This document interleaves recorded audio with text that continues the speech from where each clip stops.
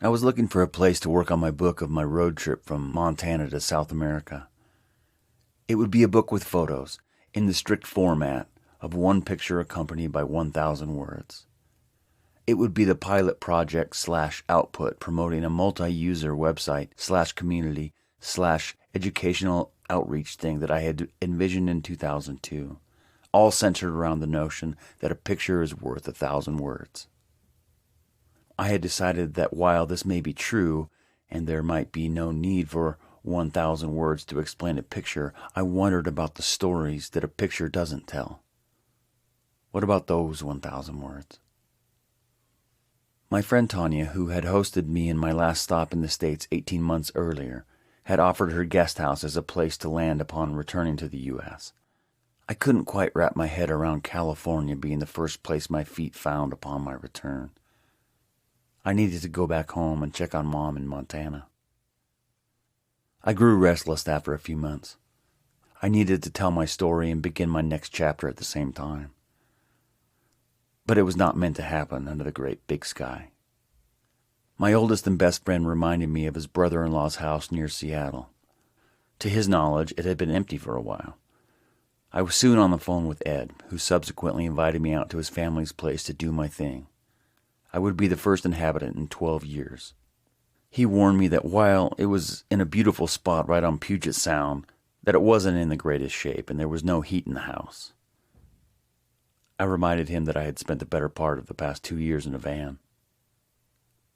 I asked Ed how much he would want for rent. When he told me not to worry about it, I later offered to take over the payment of utilities.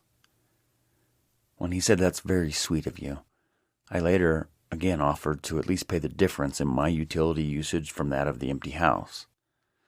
I have made various approaches, but to date, he has yet to ask for anything or respond to any of my offers for payment.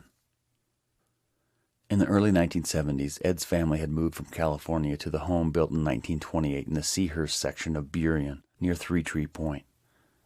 His father, Myron, was a legitimately brilliant man. The home is a testament to his many talents and endeavors. By all accounts, he was a reader, a tinkerer, a photographer, a ham radio operator, a carpenter, a fisherman, and a card-carrying member of Mensa. He developed a technology that could detect and measure the movement of underground objects, an invention that was later purchased by the U.S. government. A few weeks into my time here, Ed invited a tech friend of his to coffee with us that I might pick his brain on finding a web designer. I told Ben of my experience with computer programs, basic HTML and stuff. He encouraged me to make my own website, that the one I had mapped out would be tens of thousands of dollars to code, and suggested a content management system called Drupal. And the rest was and is a brutal, beautiful history of me teaching myself a new web platform, a bit of various new computer languages, and indeed somehow creating the multi-user, database-driven website I could have only hired out to design upon my arrival here. I highly doubt Project 1000 would have been fleshed out and seen to its current fruition had I not created the website myself. Aside from my birth, it is perhaps the greatest gift I have ever received. In this day and age, and especially in America, to be offered and welcomed into a place with no expectation of compensation is wholly unheard of. Being no stranger to the road himself, albeit mostly on a motorcycle, Ed loved the road trip and the idea of putting it into a book and whatever this website thing was, and he is especially keen on the educational component of Project 1000. He said that he considers me family and just wanted to give me a place to do my thing. My benefactor has been nothing but generous, interested, and encouraging. I do believe I have done right by this gift. There is a great duty I feel here to indeed take advantage of such generosity, time, and space. My days here have been mostly 8, 10, 12, 14-hour ones. It is hardly uncommon that I see, let alone talk, to no one on a day-to-day basis.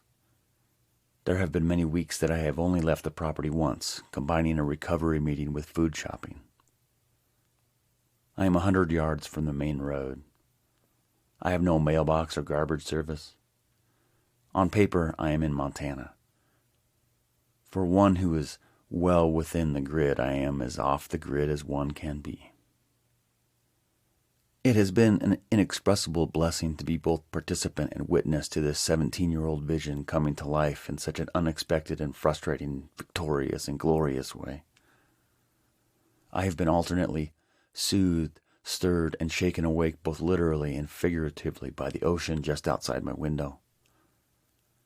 I have made peace with the gray and the rain. I have chopped wood and filled this solitude with great purpose. It has been yet another great adventure. It is fitting that the greatest gift I have ever received is also located on the street that bears the name of my favorite of all the streets I have ever lived, Maplewild.